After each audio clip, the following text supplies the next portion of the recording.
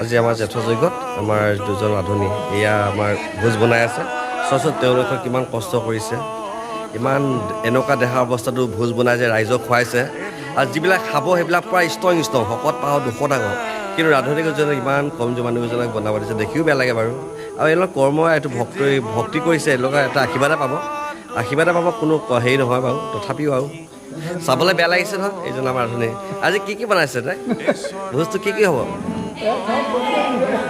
অঁ আপুনি কওক কি দাইল বনাইছে মাছ বনাইছে আৰু চাউল বনাইছে বহুত কষ্ট কৰিছে এইজন আমাৰ আজি 7-8 কিলোমিটাৰ দূৰৰ পৰা আহি পিনে ভোজ বনাইছে আমাক খুৱাবলৈ বহুত কষ্ট কৰিছে তেখেত আমাৰ গাঁৱৰে বাৰু বহুত মানে বহুত ধন্যবাদ থাকে তাতকৈ আৰু আমি সৰু আশীৰ্বাদ দিছোঁ আৰু ভালকৈ বনায় এনেকৈ থাকক সুস্থ হৈ থাকক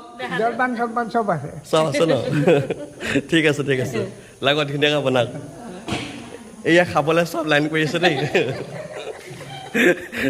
ভোজৰ আশাত চব বহি আছে